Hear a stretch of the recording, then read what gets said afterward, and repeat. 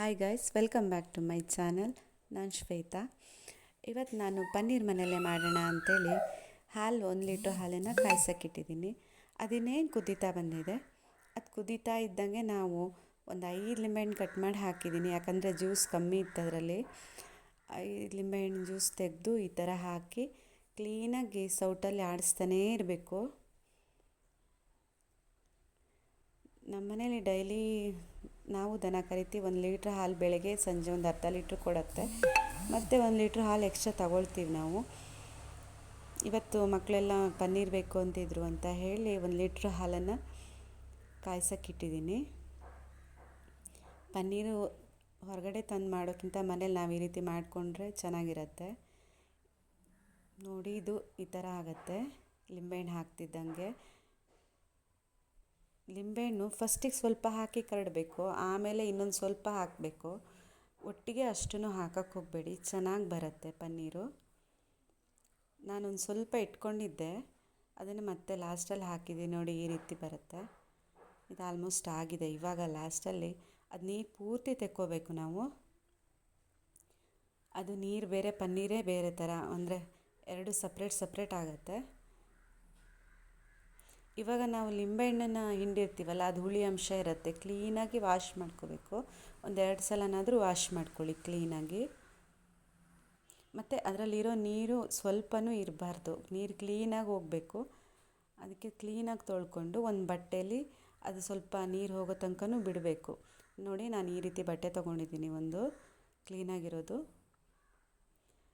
ಇವಾಗ ಇದನ್ನು ಅದರೊಳಗೆ ಹಾಕಬೇಕು. ಅಂದರೆ ಅದರಲ್ಲಿ ನೀರಿನಂಶ ಸ್ವಲ್ಪ ಇರುತ್ತೆ.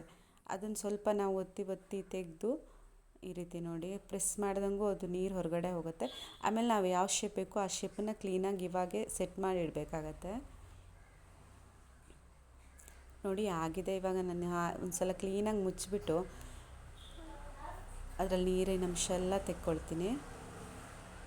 ಅದು ಹೀಗೆ ಒತ್ತಿ ಇಟ್ಟರು ನೀರು ಸ್ವಲ್ಪ ಇದ್ದರೂ ಅದರಲ್ಲಿ ಇಳಿದೋಗಿರುತ್ತೆ. ಈ ರೀತಿ ನೋಡಿ, ನಾನು ಸ್ವಲ್ಪ ಪ್ರೆಸ್ ಮಾಡಿದೆ, ಆಲ್ರೆಡಿ ನೀರೆಲ್ಲ ಹೋಗಿದೆ ಇದರಲ್ಲಿ. ಇದೇನೆಂದರೆ ಇದೆಲ್ಲ ತೆಗೆದಾದ್ಮೇಲೆ ಸ್ವಲ್ಪ ವೇಟ್ ಇಡಬೇಕು ಇದ್ರ ಮೇಲೆ.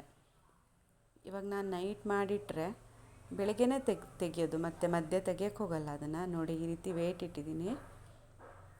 ಜಸ್ಟ್ ಕಲ್ಲು ಇಟ್ಟರೂ ಆಗುತ್ತೆ ಈ ರೀತಿ. ನಾನು ಅದ್ರ ಮೇಲೆ ಸ್ವಲ್ಪ ವೇಟ್ ಇರೋ ಬಾಕ್ಸ್ ಇಟ್ಟು ಅದನ್ನ ಇಟ್ಟಿದ್ದೆ. ನೋಡಿ, ಬೆಳಗ್ಗೆ ಆದಮೇಲೆ ಈ ರೀತಿ ಬಂದಿದೆ. ಇವಾಗ ಅದನ್ನು ಯಾವ ಶೇಪ್ ಬೇಕೋ ಆ ಶೇಪಲ್ಲಿ ಕಟ್ ಮಾಡ್ಕೋಬೋದು. ನಾನು ಈ ರೀತಿ ಕ್ಯೂಬ್ ಥರ ಕಟ್ ಮಾಡಿಡ್ತೀನಿ. ಕಟ್ ಮಾಡಿ ಬಾಕ್ಸಲ್ಲಿ ಸ್ಟೋರ್ ಮಾಡ್ತೀನಿ. ಈ ಥರ ಕಟ್ ಮಾಡಿ ಇಟ್ಕೋಬೋದು. ಚೆನ್ನಾಗಿ ಬರುತ್ತೆ, ಟೇಸ್ಟು ಸೇಮ್ ಇರುತ್ತೆ. ಹೊರಗಡೆ ಹೇಗೆ ಸಿಗುತ್ತೋ ಅದೇ ಥರನೇ ಇರುತ್ತೆ. ಇಲ್ಲಿ ಬೆಳಗ್ಗೆ ತಿಂಡಿಗೆ ಇವತ್ತು ರೊಟ್ಟಿ ಮಾಡಿದ್ದೀವಿ. ಈ ಮಳೆಗಾಲ ಸ್ಪೆಷಲ್ ಗೊತ್ತಿರುತ್ತಲ್ಲ ಎಲ್ಲರಿಗೂ, ಕಳಲೆ ಸಿಗುತ್ತೆ ನಮ್ಮ ಮಲೆನಾಡು ಕಡೆ. ಅದ್ರ ಸ್ಪೆಷಲ್ ಕಳಲೆ ಹೆಸರು ಕಾಳು ಹಾಕಿ ಪಲ್ಯ ಮಾಡಿದ್ದೀನಿ. ಅದ್ರ ಜೊತೇಲಿ ರೊಟ್ಟಿ, ಸೂಪರ್ ಕಾಂಬಿನೇಷನ್. ಕಳಲೆ ರೆಸಿಪಿನೂ ಆಲ್ರೆಡಿ ಹಾಕಿದ್ದೀನಿ, ಒಂದು ಸಲ ಚೆಕ್ ಮಾಡಿ. ಬೆಳಗ್ಗೆನೇ ಮಕ್ಕಳು ಸ್ಕೂಲಿಗೆ ಲೇಟ್ ಆಗುತ್ತಲ್ಲ, ಅದನ್ನು ಮಾಡ್ತಾ ಇದನ್ನು ಪನ್ನೀರನ್ನು ಎತ್ತಿಡ್ತಾ ಇದ್ದೀನಿ. ನೋಡಿ, ಇಷ್ಟೇನ ಆಗಿದೆ. ಇದರಲ್ಲಿ 1-2 ಸಲ ಮಾಡ್ಕೋಬೋದು ಏನಾದರೂ. ಇದನ್ನು ಫ್ರಿಜ್ಜಲ್ಲಿ ಎತ್ತಿಡ್ತಾಯಿದ್ದೀನಿ. Thanks for watching. ಪ್ಲೀಸ್ ಚಾನಲ್ನ ಸಬ್ಸ್ಕ್ರೈಬ್ ಮಾಡಿ.